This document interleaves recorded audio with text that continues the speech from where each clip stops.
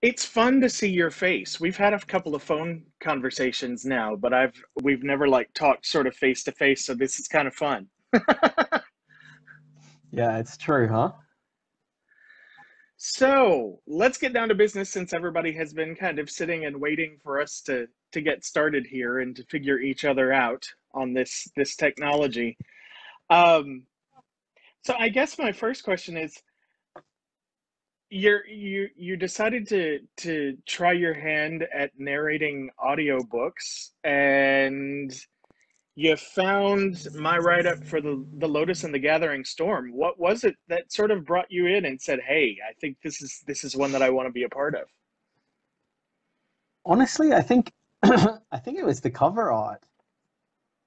Like the book just looked really good as the cover art. And then when you when you obviously said had like quite a lot of direction in the actual description to like take on the narration, that kind of is usually a very good indicator to say to show that the author's actually serious about it, serious about their Oh, I book. oh, Um, absolutely, because I mean, this is my baby. yeah, well, So exactly. That's the point, right?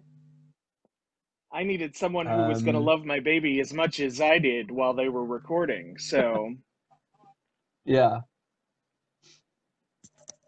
So, and are you now, this is something fun that we talked about before, but are you inside your refrigerator box at the moment? Is that where you are? yeah, I'm inside my booth. Could you tell everybody about that? Because that's just a great story. I think that's wonderful. Okay, so basically, I'm completely new to audiobook narration. This is like one of the first fictional books that Wayland was nice enough to actually trust me with. Um, so so I didn't actually have any equipment. I didn't have anything to start. So I did like a bunch of research. And one of the pieces of advice was, you just get like pieces of cardboard and you just stick them together and create like a bit of a box. So I'm actually inside that box right now. And lucky enough, we just happened to buy a refrigerator a couple of weeks before I started like looking at audiobook narration seriously. And luckily, I wouldn't allow my wife to throw the box away. Um, so in the end, what happened is I basically stole one of her blankets, put it over the cardboard box, and and made myself a booth. Well, and it's So worked really literally, I'm just well. sitting in it now. Yeah. It's worked really well. It sounds great on the recording. And I should say that big announcement. We just approved the final recording this morning, and it's gone for approval to ACX. So Yeah, not hopefully, even like 30 minutes ago. right, right. So hopefully, very, very soon, everyone will be able to purchase a Curse and the Gathering Storm on Listen and audiobook enjoy. as narrated by Keval Shaw, which is great. I'm just so excited. I never really thought that this was going to be possible because I was looking at the expense and everything to get it done, and it just seemed like a mountain that I was not ready to climb. But then I started looking, and I saw that it was available to like we could do like a royalty share type program where we could just sort of share the royalties off of it rather than, an enormous amount right off the top. And that just seemed perfect. And then I just ran into the perfect guy to do this thing. I mean, your audition was great. I gave like the hardest audition ever because there were like 15 people talking all at the same time, and Kevel was trying to like figure out different voices for everyone. And I mean, he really put the effort in, and that was the big deciding factor for me, was like, if this guy is going to work this hard on the audition, I can't wait to see what he does with the actual full-on book. Um, Yeah. so tell me a bit about sort of digging into and really kind of digging into this world, but also figuring out how you were going to separate out the clans, how you were going to do these voices, what you were going to do with these voices. How did you map all of that out? So, I mean, Wayland, to be honest, you didn't make it easy because you wanted all the voices to be from the area of the UK. So I had like I had a very select number of countries to choose from. Luckily, though, like there's such a diverse number of different accents and voices and things that people have across the UK. So it wasn't quite as limited as I initially thought it would be. But basically, the idea was, each clan gets a different voice, or not a different voice, but a different accent. And then within each accent, each individual character from each clan gets a unique voice, or as close to a unique voice as I could possibly do. I mean, with 70 characters in the book, that's not easy. But it Well, was it was a I challenge did that I was like ready to take on. I did kind of write an epic for a first novel. I mean, this is my first novel that I've ever. So yeah, it was crazy the amount of characters that are in this book. And I what I loved was when you were finally getting to like the dark elves who don't show up until really really late in the book. You were like, I don't know, maybe Birmingham. I'm just gonna try something and see if I've got another area of the UK in me, basically. Yeah, it was pretty much like that. But to be honest with you, like you did actually make it very easy because your writing is very, very clear and it flows very nicely. So it's very easy to narrate it. Sometimes if a book is written, and I've heard this from a lot of the other people who I speak to who are also like longer time narrators and like they've been narrators for longer periods of time. And they say, if a book is very difficult to read, or very difficult to understand, it's very difficult to narrate it because you're like constantly editing and you're constantly trying to figure out what like things are being said and whether the English makes sense or not, that kind of you wrote so well. Like I'm sure it's your like history as being a journalist and stuff probably played into it, but it made it a lot easier for me to actually narrate the book. So cheers. Well, and what's great is that there are two more books. So, Yeah. the second book is written. The third book is in the works right now. So you and I are probably going to be working together for a while. And Yeah, by the looking end forward of to this it. thing, plus you have a whole new set of accents to deal with for book two because there's a whole new clan of characters that's coming in for book two. So Yep. um, because I just had to make things as easy as possible for you.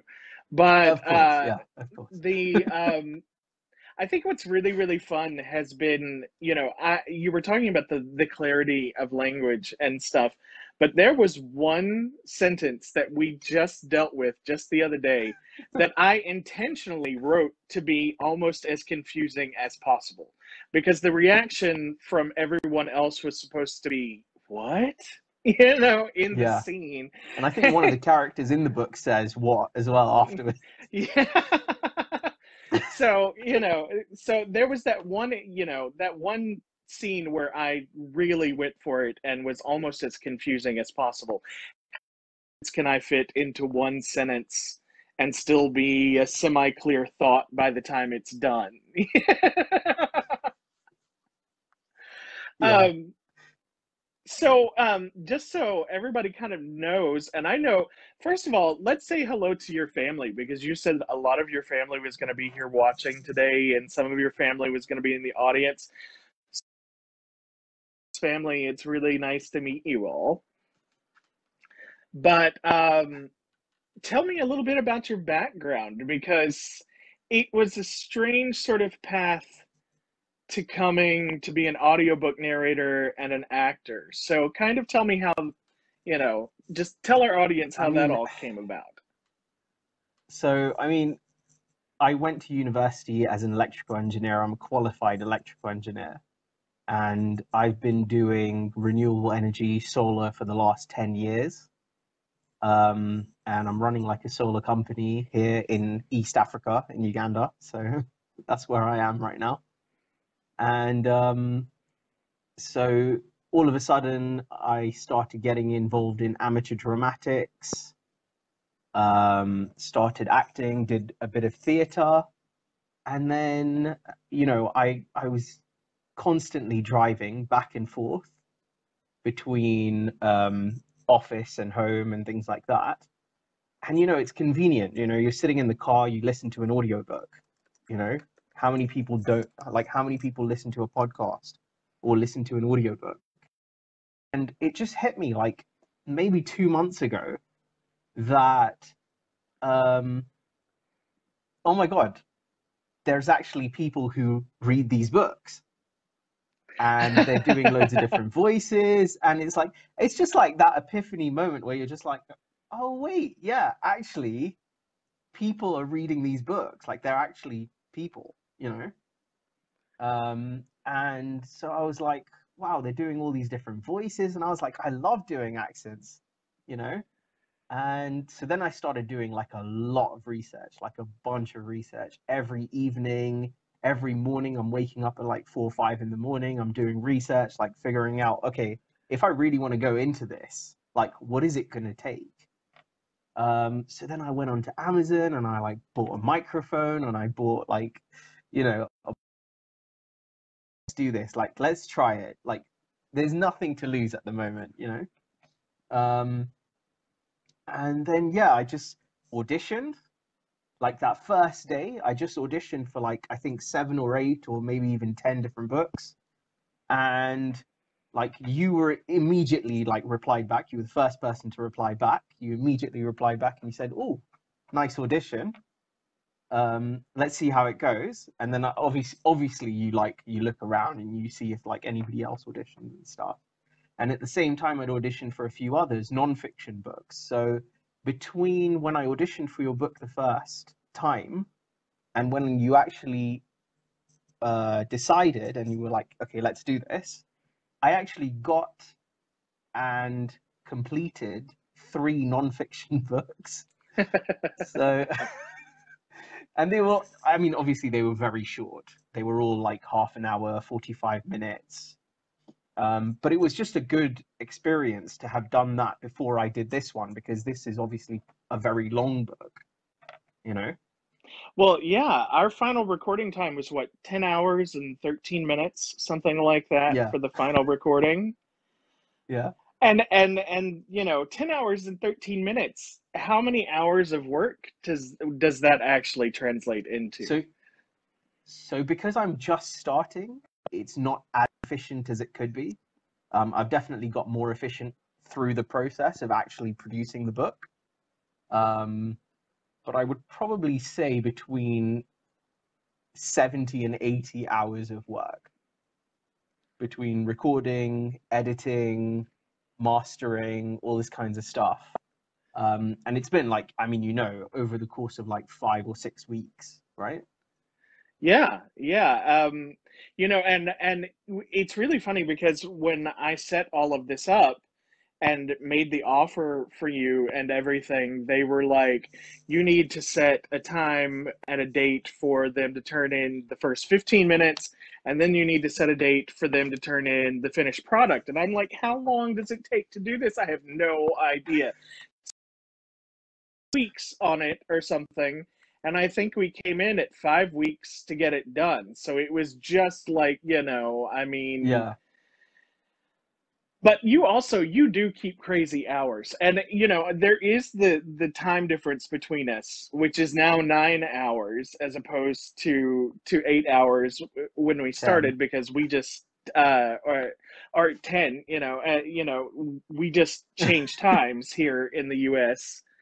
Um, so yeah, I mean, there's the time difference and everything, but like there were days when I was not sure that you had actually slept because like I would get a message from you in the morning and then I would get a message from you at night and I'm like, did he sleep at any point during these two times when he's messaged me? Yeah. But I think it's also because like as much like I do wake up early. I generally try and wake up between 4 and 5 in the morning because it's just like really quiet time, right? Like nobody is awake at that time. Even people who are partying really hard are generally asleep by 4, you know? And so it's like it's really quiet time. So you can record, you don't have to worry about people making noise. You know, there's like the lockdown and stuff everywhere in the world at the moment, and there's a curfew here, so everybody's kind of home by 9. Um, and so it's like it's a really nice time to actually record. And then I usually go to sleep between 9 and 10 in the evening, so I actually sleep very, very early as well. Well, and one of the things also, Kevel, you're married and your wife is having to deal with you spending all this time like you work during the day and then you're trying to figure out when to work on the book as well. So thank you to your wife as well for like giving up the time together so that you could work on this. But which is really Yeah. funny. I mean, you also said that she rather enjoyed listening to the book as well because you would let her listen to things as you went along. So, what was that like, sort of Yeah. sharing that and getting some stuff from her as you were doing It's this? I mean the thing is obviously she listens to me talking all the time. I mean I'm like non-stop really, you know. So she has to deal with that on a regular basis. I don't actually know how she handles it, but she manages somehow. But then obviously, like hearing my voice once it's been edited, mastered, ready for ACX is completely different. Like my voice sounds completely different. I almost don't recognize my own voice, you know. Um, in a sense, like obviously, yes, it is my voice, and yes, I'm doing all the different voices, and you can still tell, yeah, it is my voice. But at the same time, it's still quite different. So, I mean, she said she enjoyed it. She might have just been saying that to make me feel good, but I okay, The truth she will says come it's out of it. true. The truth will come out eventually. No, I think that's great. And I think that she was really supportive of you like jumping into something with both feet like this and trying it out. Especially since you didn't know, how it was going to go and what it was going to be like and and beyond just the story, there were some possibly challenging things in the book for you to just the some of the steamier scenes that go on, which was really funny to me. I was like, I because I saw your name and I saw where you were living and everything, and I was like, I have got to make sure that he really understands what's going on What in he's some getting of this into. book. Oh God, yeah. But But it was I am. definitely it was definitely a really good experience. Like I'll for sure it was definitely like quite an eye opener for me. Like Well, doing a and first book and yeah, and first time for me too. I mean, you and I are kind of first time in this thing together. So it was really an experience for both of us, just every chapter coming through, listening and saying, "Okay, yeah, this is going to work. The next one is going to work and the next one is going to work," and finally getting there. It was a lot of fun doing that. it was But I think it was nice because a lot of sorry, go ahead. oh no, go ahead. You were So saying. no, what I was saying is that a lot of the other narrators that I've spoken to, they always say, just do the whole book in one go because it's a lot quicker that way. but I think it worked very well for us, like doing a few chapters at a time rather than everything in one go. Because then you kind of have that chance to like listen to pieces at a time and really like enjoy it rather than trying to rush through at the end and listen to everything in one go. I think it worked. Yeah, and you, I think I made you a fan of the book by the time you were done reading, you know, because you're a fantasy fan also, so it was cool that you're a genre fan and that you were doing this and that you were really into the story as well. What you guys watching don't know is that Kevin and I have had a couple of phone conversations, and it's always like we're gonna get on and we're gonna talk for 15 minutes to just cover some business that we need to cover for the audiobook, and then like later everything. Yeah. I mean, yeah, I think we did actually stick to the topic for like 15 minutes that we were supposed to, and then we just like completely went off. And it was fun. I mean, you know, it's nice to have a working relationship with someone that you can actually enjoy a conversation with as well. So, you know, it was Yeah, really totally. cool. Um, you know, and it wasn't all just business. You know, we could just like joke around with each other and have a good time while we were doing it. So, I really hope this sets like a really high bar for you for working and moving forward and working on other projects. Like I want to be the author that you compare everyone else to and be like, well, Waylon did this.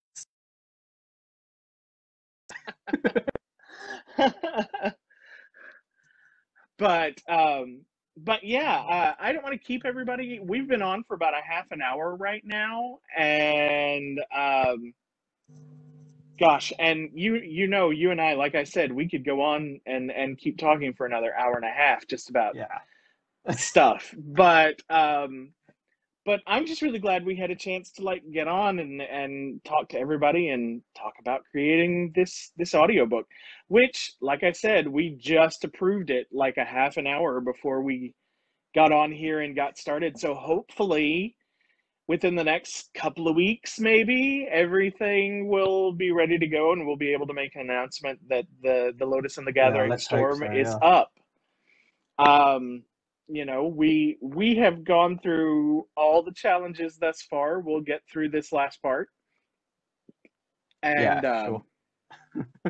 so yeah, I'm super excited. Do you have anything you want to talk about that we haven't before we go? No, I was By the gonna say way, that I really liked your. Oh, nice. if the book is available in paperback and on Kindle as well, if anybody wants to read before they get the audiobook. So and it's available worldwide. So just go to your version of Amazon and search for it. It should be there. So you were saying, go ahead. I'm sorry. I wanted to make that little plug right quick. No, I was saying that I actually really liked your dedication that you did at the end. Oh, It was like the last little bit, and it was really nice. I really appreciate that. I have I have been a stage actor in my past. I have been a Nice. singer in my past. I've done quite a few musicals and sang choral music for almost 10 years. So so yeah, I mean, you know, it was fun to just record just a tiny little bit to go onto the book, but yeah, you knocked it out of the park, and I am so totally over the moon about the job that you did, and I can't wait for everybody to hear it. So, I'm looking anyway, forward to it you as well. you have a great evening. It's past your bedtime, Kevel.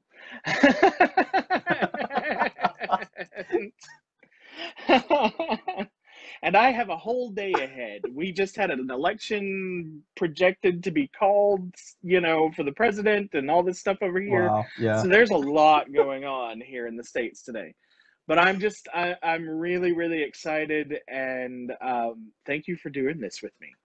And I Yeah. believe you said you're gonna put this video up on YouTube as well, on your YouTube channel, so that people Yeah. will be able to put a link up and say, okay, you guys can go here if you missed it. So I will drop that link Yeah, as soon as definitely. it's available.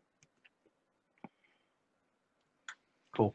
Sounds good. Well, you have a great day, and I will talk to you soon, my friend. And maybe, I don't know, maybe I'll get a wild hair and I'll just send you the rough draft of book 2 so you can go ahead and see a little bit of what's going on in book 2. Sounds good. I'll talk to you Nobody else soon. gets to see it, just me. Have a great evening. You too. Have a good day. Bye-bye.